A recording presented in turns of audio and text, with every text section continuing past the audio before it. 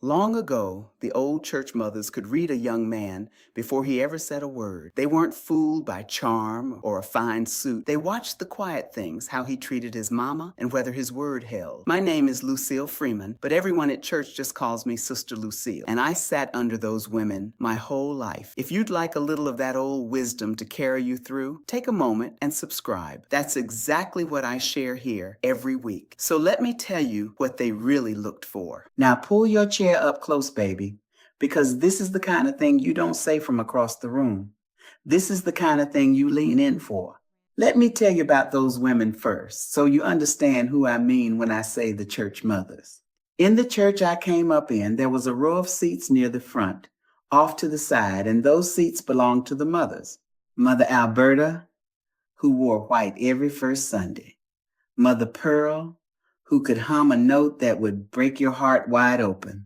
Mother Ruth, who buried 2 husbands and raised 9 children and still stood up every Sunday morning with her hat pinned just so. We called them the Mother's Board. And honey, they ran that church in a quiet way the pastor himself never could. Now those women did not say much most Sundays. They did not have to.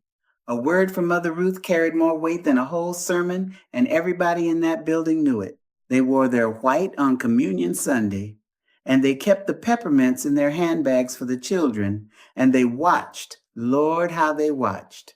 Nothing happened in that congregation that those women did not see and weigh and remember. A young couple would come up the aisle to be married, and while the rest of us were admiring the dress, the mothers were studying the groom, sizing him up quiet, reading him like a page in a book they had read 100 times before. They had seen everything there was to see. They had come up through hard times, through sorrow that would bend a lesser soul in half. They had known days when the money did not stretch and the men did not stay, and the world outside those church doors did not have a kind word for a woman like them. They had watched men stay and watched men run off. They had married well and married poorly and watched their daughters do the same.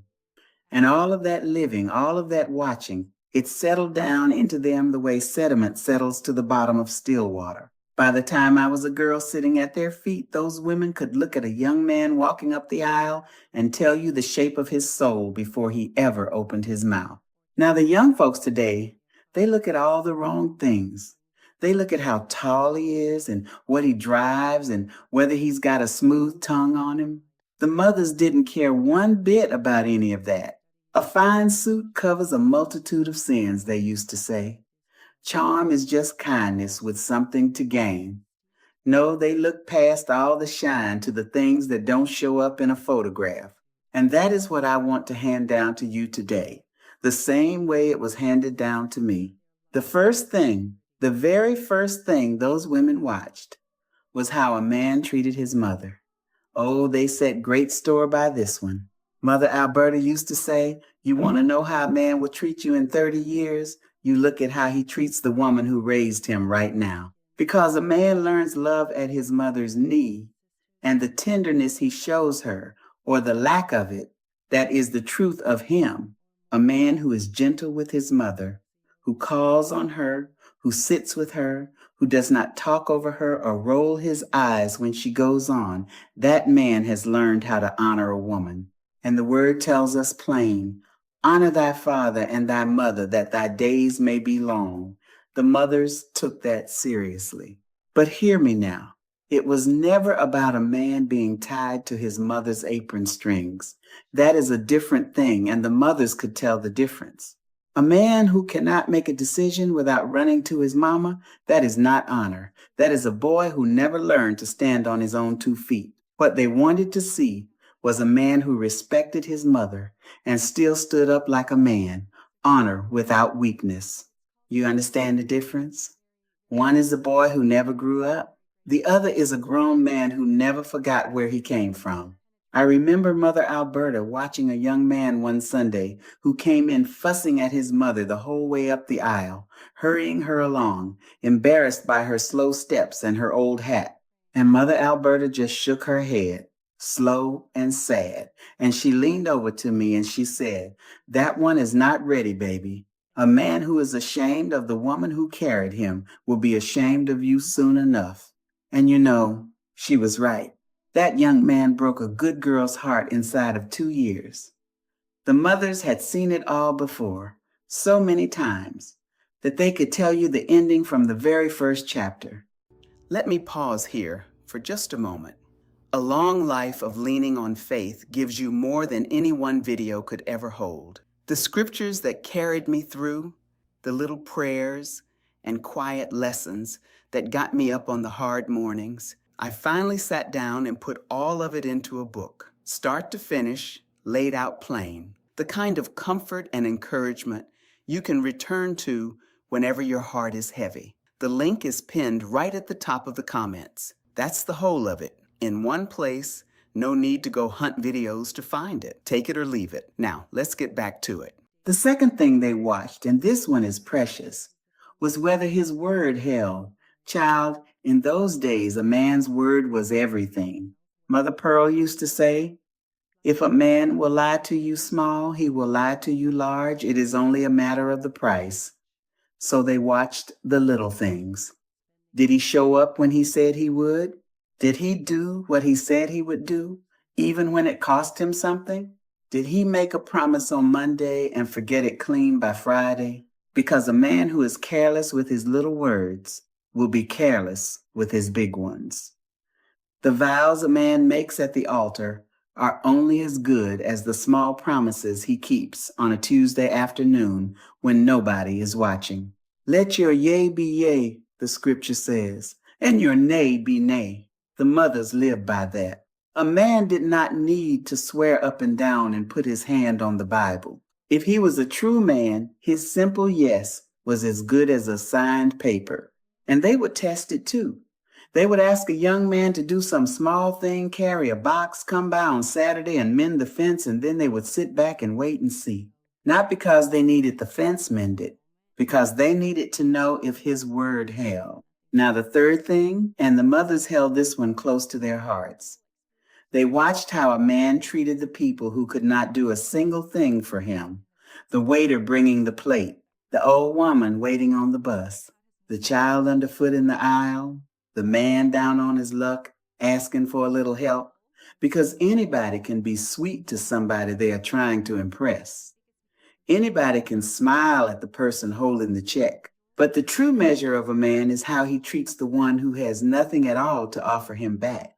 Mother Ruth used to say it like this: watch how he acts when there is nothing in it for him, and that is where you will find him out. A man who is kind only when it profits him, that man is not kind at all. He is just calculating. But a man who is gentle with the least of these, who has a soft word for the forgotten and the overlooked, that man has the heart of Christ in him.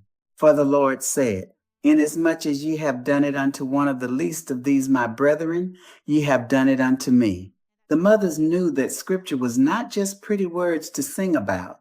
It was a measuring stick they laid right up against a man. The fourth thing they looked for was whether he knew the Lord for himself, not his mama's religion, not the faith he wore like a Sunday coat and hung up on the hook on his way out the door.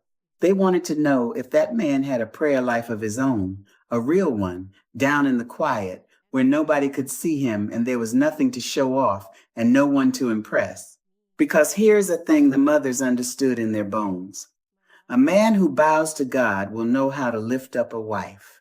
A man who has learned to kneel has learned humility. And a humble man is a safe man to build a life beside. But a man who answers to nobody, who bows to nothing, who reckons himself the highest authority in his own little world, that man is a hard master to live under. The mothers would rather see their daughter marry a poor man who prayed than a rich man who knelt to nothing on this earth. For the one has somebody to answer to when he is wrong, and the other answers only to himself. And a man like that will always find himself in the right. The fifth thing, and they were watchful about this one, was his temper. How did he carry himself when things did not go his way? Because sweetness in the good times tells you nothing at all. Anybody can be pleasant when the sun is shining down warm. The mothers wanted to see a man crossed. They wanted to see him disappointed, held up, put out, inconvenienced, and then they watched close to see what came up out of him. Because what comes out of a man under pressure, that is what was in him all along. Pressure does not make the man. Pressure reveals the man. He that is slow to anger is better than the mighty, the word says. And he that ruleth his spirit than he that taketh a city. The mothers loved that verse. Now understand, they did not want a man with no fire in him at all. A man needs a little fire, a little backbone. But they wanted a man who ruled his fire instead of letting his fire rule him. A man who could be angry and still be kind. A man who could raise his standard without ever raising his hand or his voice. That kind of steadiness, that quiet strength that does not have to shout, that was worth more than gold to them, and it is worth more than gold today.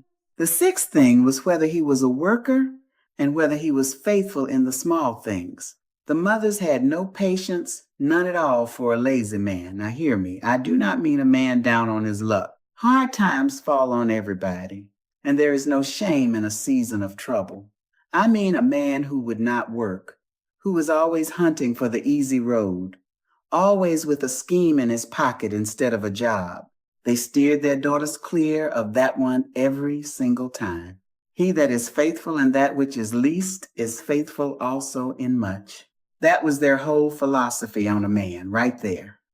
Give him a small responsibility and watch what he does with it. Does he tend it? Does he show up on time? Does he finish what he starts? Or does he leave a trail of half-done things behind him? Because a man who is faithful sweeping the church floor when nobody is watching will be faithful with your whole tender heart when it is placed into his hands. And a man who cuts the corners on the small things, believe me, he will cut those same corners on you. The seventh thing was how a man handled his money, for the mothers understood something that took the rest of us years to learn, that a man's pocketbook tells the honest truth about his heart. They did not care whether he had much or little. Some of the finest men they ever blessed had barely 2 nickels to rub together. What they watched was what a man did with whatever he had. Did he handle it wisely? Or did it run right through his fingers like water? Did he take care of his own and pay what he owed and still find a little something to drop in the plate on Sunday morning?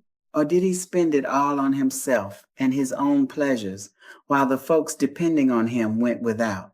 Mother Pearl used to say, "Show me how a man spends his last $20 and I will show you what he loves." Because a man will always find the money for the thing he truly treasures. If he is broke every single week but never broke on a Friday night for his own good time, well, that tells you where his treasure is. And the word says, where your treasure is, there will your heart be also. The mothers wanted a man whose treasure was in the right place. A man who was generous without being foolish, careful without being tight and mean. A giving hand and a level head, both at the same time. That was a rare and precious thing to find in a young man, and when they found it, they took notice. The eighth thing, and this one was sly, was whether a man was the same soul in the light that he was in the dark. Whether the man you saw on Sunday morning, all pressed and polite in the pew, was the very same man his own household got the rest of the week. Child, the mothers had a nose for a hypocrite. They could smell it a mile off. A man can put on a fine face for 2 hours on a Sunday. Anybody can hold it together that long, but you cannot hold a false face for a lifetime. And the mothers knew to ask around quiet, to watch how he was with the people who lived under his own roof. Because that is the real man, you understand. Not the one at the front of the church with his hands lifted. The one at home when the door is shut and the company has gone and there is nobody left to perform for. Is he gentle there? Is he patient there? Is he a blessing to the people who see him with his shoes off and his guard down? A man who is a saint in the street and a terror in the house? The mothers had no use for him at all. They wanted a man who was all of one piece, the same whole man wherever you found him.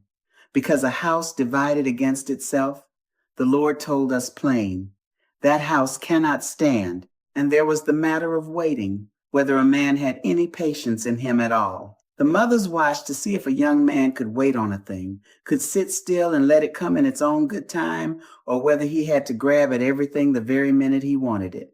Because a man who cannot wait is a man who will take shortcuts. And shortcuts in life, they nearly always cost you more in the end than the long, honest road would have. They watched to see if he could wait on the Lord.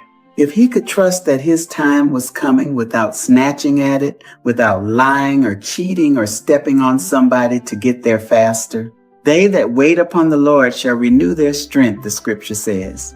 They shall mount up with wings as eagles. The mothers had waited on plenty in their own long lives, and they knew the worth of a patient man.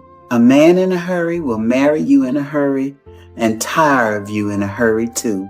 But a man who knows how to wait, who courts slow and steady and sure, who is willing to prove himself over time instead of sweeping you off your feet in a weekend, that is a man who has learned that the good things are worth the waiting. And the mothers trusted that kind of man far more than the one who came on strong and fast and left you dizzy.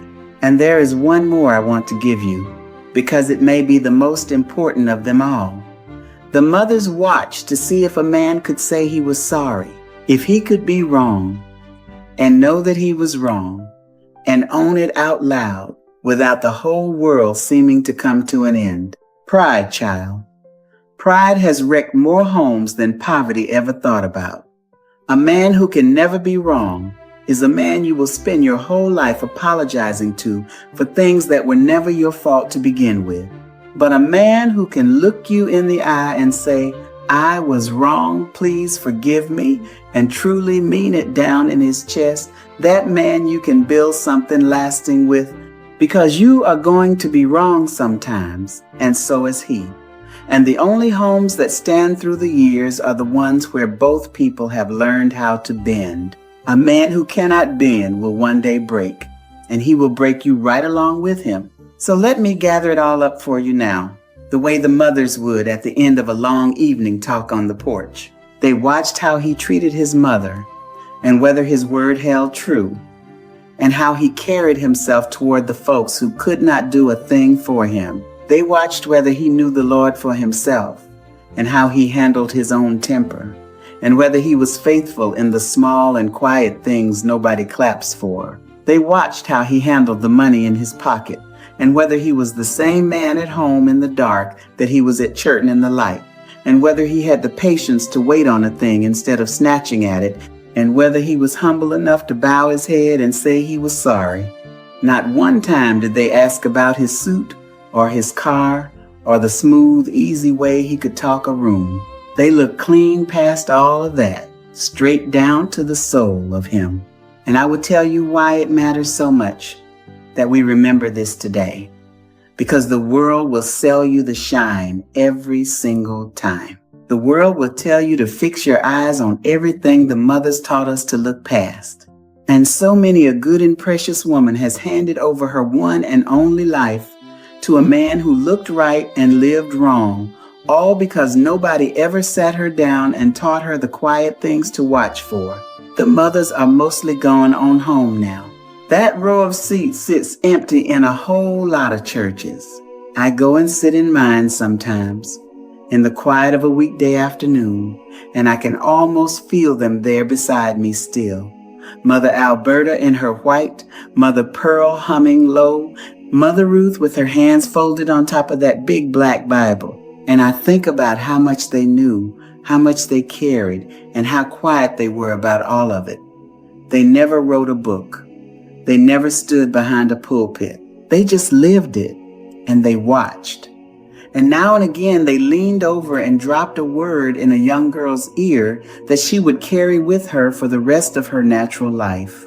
That is how the wisdom moved, from one heart to the next, from one generation down to the one coming up behind it.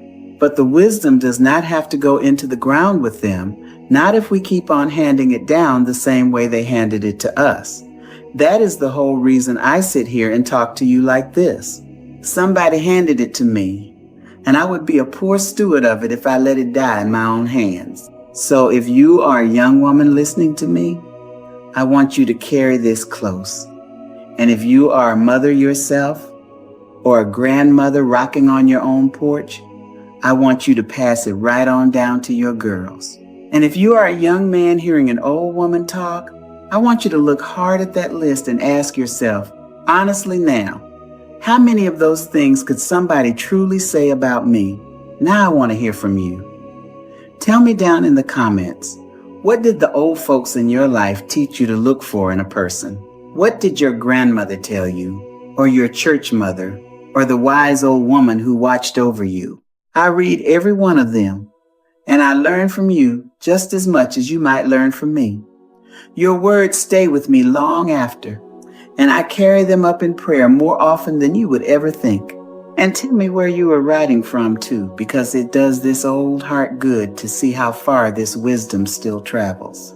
Next time, I want to sit down with you and talk about what those very same mothers taught us about raising up children in the nurture and the admonition of the Lord, the old ways that we are only just now remembering we never should have let go of in the first place. Until then, keep your heart soft and your standards high, and do not you settle for the shine when the Lord has substance in mind for you. Wait on the real thing. Watch the quiet things the way the mothers taught us. And remember, the Lord is not finished with you yet, not by a long way. He is still writing your story, and he writes a good ending for those who trust him. I mean that, truly. Bless you, and I will see you next time.